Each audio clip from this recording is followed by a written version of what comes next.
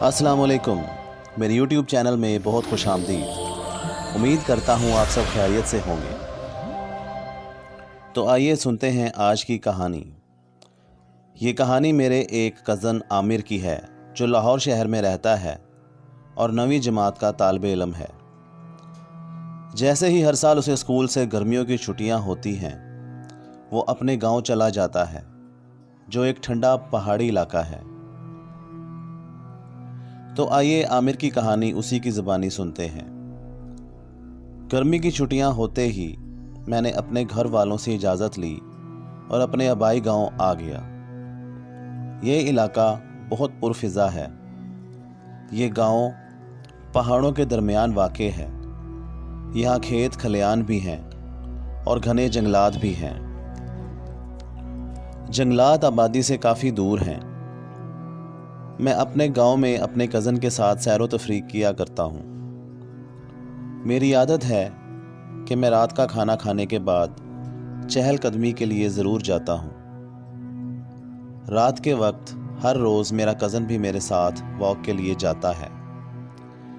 एक रात तकरीबन 10 बजे के करीब जब मैं वॉक के लिए निकला तो मेरा कज़न मेरे साथ ना आया। कहने लगा कि मैं काफ़ी थका हुआ हूँ, तुम अकेले चले जाओ, लेकिन ज़्यादा दूर ना जाना। मैं घर से निकला तो हर तरफ गलियों में हू का आलम था। यहाँ स्ट्रीट लाइट्स तो हैं ही नहीं, लेकिन चाँद अपनी पूरी आबोताब के साथ चमक रहा था और चाँद की रोशनी में हर चीज़ वाज़े नज़र आ रही थी। दूर जंगल में से उल्लू की मनहूस आवाज़ आ रही थी और हशरात की आवाज़ें माहौल को खौफनाक बना रही थी। आज यहाँ सर्दी भी कुछ मामूल से ज़्यादा थी। मैं अपनी धुन में मगन चलता जा रहा था। चलते चलते मैं काफ़ी दूर आ गया था और तकरीबन गांव से बाहर पहुंच गया था। अचानक मुझे ख्याल आया कि आज तो मैं काफ़ी दूर आ गया हूँ। ये सोचकर मैंने वापस मुड़ना चाहा कि मुझसे 10 गज़ दूर एक पीपल के दरख्त के नीचे मैंने किसी को बैठे हुए देखा। काले रंग के लिबास में मलबूस वो एक औरत थी। मैं उसकी तरफ देख रहा था और सोच रहा था कि ये औरत रात के वक्त अकेली इस पीपल के दरख्त के नीचे क्यों बैठी है। उस औरत ने हाथ के इशारे से मुझे अपने पास बुलाया। मैं खौफज़दा तो था, लेकिन बहुत ज़्यादा नहीं था। मैं उस औरत के पास गया तो क्या देखता हूँ कि चाँद की रोशनी में उस औरत का चेहरा चमक रहा था। उसकी आंखें सेहर अंगेज़ थीं।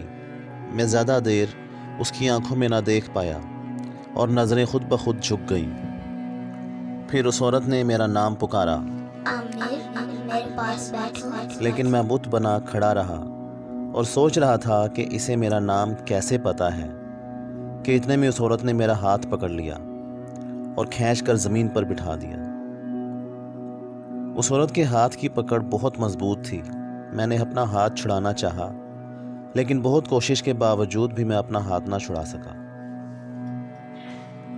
मैं उस औरत के बिल्कुल सामने ज़मीन पर बैठा था और उसकी तरफ देखने की मुझ में हिम्मत ना थी।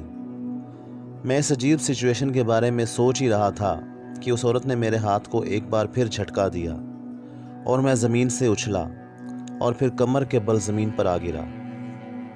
कई नुकीले पत्थर मेरी कमर में चुभ गए और मेरे मुंह से एक ज़ोरदार चीख निकल गई। मेरे गिरते ही उस औरत ने छलांग लगाई और मेरी छाती पर सवार हो गई। अब जो मेरी नज़र उसके चेहरे पर गई तो उसका चेहरा बहुत भयानक हो चुका था। आंखें सुर्ख अंगारे जैसी हो रही थीं और उसके मुंह से 2 दांत बाहर को निकले हुए थे जो उसकी खौफनाकी में इजाफा कर रहे थे। वो औरत बिलाशुबा एक चुड़ैल थी। मैंने बड़ी कोशिश की कि उस चुड़ैल से बच के किसी तरह निकल जाऊं, लेकिन मैं उसे अपने ऊपर से ना हटा सका।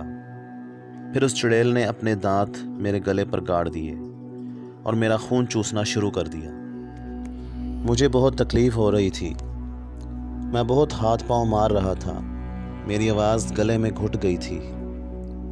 मैं उस चुड़ैल से आज़ाद ना हो सका और आहिस्ता आहिस्ता मेरा जिस्म खून की कमी की वजह से सुन्न होता चला गया और फिर मुझे कोई होश ना रहा।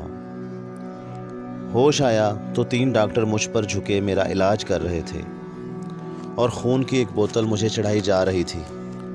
1 ہفتہ میں ہسپتال میں داخل رہا اور پھر جب واپس گاؤں اپنے گھر پہنچا تو میں نے خود پر گزرا واقعہ گھر والوں کو بتایا، تو انہوں نے کہا کہ وہ پیپل کا درخت اسیب زدہ ہے، وہاں جو بھی رات کو جاتا ہے واپس نہیں آتا۔ تمہاری قسمت اچھی تھی جو چوکیدار اس وقت وہاں پہنچ گیا اور تمہاری جان بچ گئی۔ مجھے مکمل صحتیاب ہونے میں 1 ماہ لگ گیا اور پھر میں واپس لاہور آ گیا۔